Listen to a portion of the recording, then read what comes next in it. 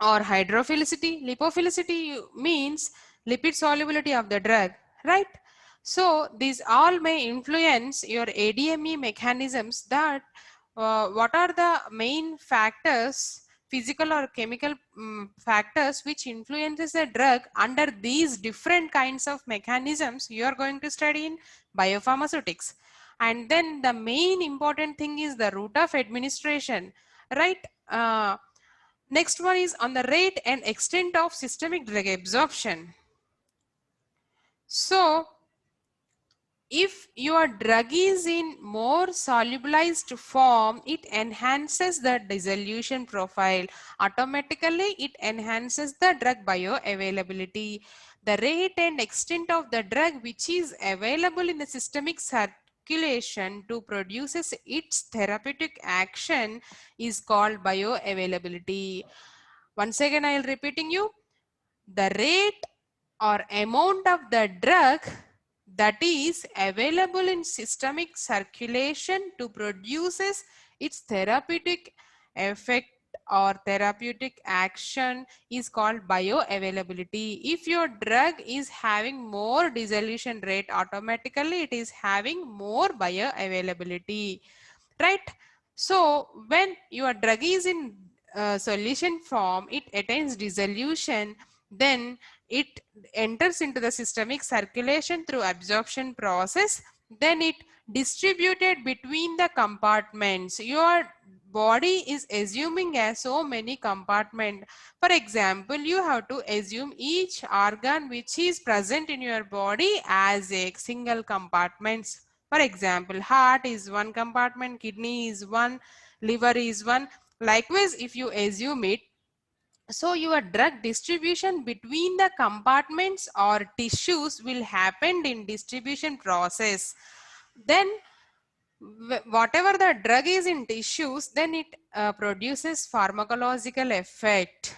Whatever the drug underwent absorption, then it is available in systemic circulation, then finally it leads to excretion, right?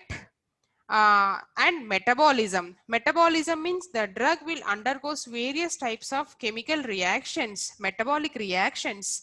So when these type of metabolic reactions will occur means, if your drug is having less solubility but your prodrug of the drug is having high solubility, so then your drug is converting into prodrug to enhance its solubility. It will undergo some metabolic reactions, either oxidative, hydrolytic reactions. These are called metabolic reactions. And finally, it is excreted through glomerular filtration or urinary filtration through kidneys, right? And metabolism and excretion together is called as elimination processes. So I think you all understand these ADME mechanisms which we are going to study in biopharmaceutics. And come to pharmacokinetics. So pharmacokinetics is the science of kinetics of the drug, kinetics of the drug, which underwent absorption, distribution and elimination. Elimination is combination of metabolism and excretion, right? The drug deposition is also called as drug distribution and elimination. The characterization of drug deposition is an important prerequisite for determination or modification of dosing regimens for individuals and group of patients. When you want to test some drug product before entering into market, you should know the efficacy of the drug by determining the patients is divided into different kinds of groups. Then only you came to know the efficacy of the product upon testing of different kinds of groups of patients. Biopharmaceutical factors affecting the drug bioavailability. Biopharmaceutical considerations in the design of a drug product to deliver active drug with the desired bioavailability, right? The type of drug product is very, very important. Tablet, capsule, transdermals or topical, right?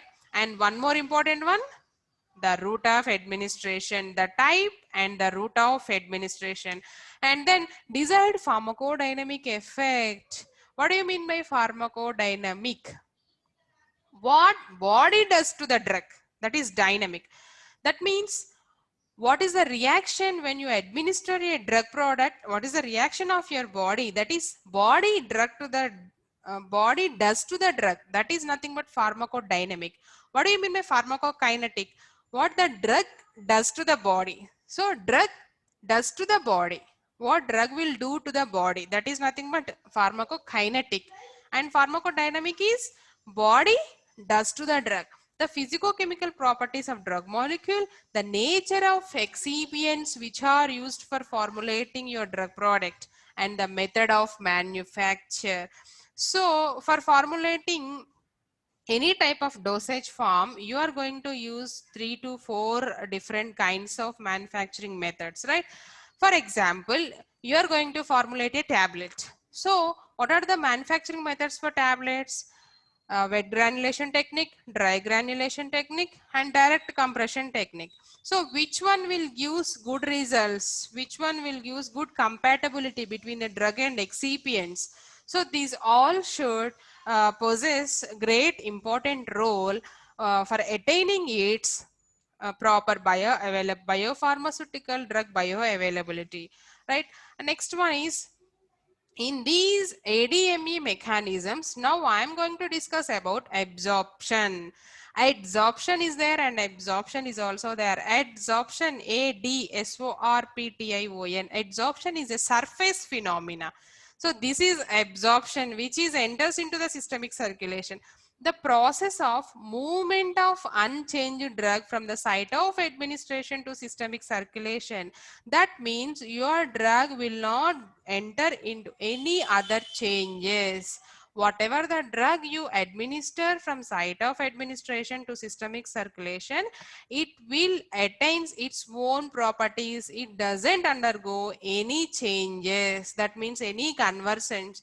That means any metabolic reactions. So the process of movement of unchanged drug from site of administration to the systemic circulation is called the absorption. The effectiveness of a drug can only be assessed by its concentration at the site of action. It is difficult to measure the drug concentration at such site. Instead, the concentration can be measured more correctly in plasma. So you always estimate how much drug will enters into the plasma and how much drug will efficiently produce its therapeutic activity. You came to know by knowing that, by estimating the drug concentration in plasma only, as there always a correlation between the plasma drug of a drug and therapeutic response. And each and every drug or dosage form which enters through absorption means definitely it should crosses cell membrane. Our body consists of cell membranes. So the thickness, the thick barrier is 8 nanometer thick. It controls traffic in and out of the cell. So this cell membrane is having selective permeability to ensure or to possess the transportation of drug molecules to the site of action, right? And it allows some substances to cross more easily, that's what, than others. Okay. Then this cell membrane is made up of phospholipids, proteins and other macromolecules. See here, this is a picture of cell membranes. It consists of head part and tail part, hydrophobic part and hydrophilic part. Right? Proteins determine the membrane specific functions, cell membranes and organelle membranes. Right? Peripheral proteins are there, integral proteins are there. Your cell membrane is consisting of mostly lipid bilayers, right? Proteins, lipids, right?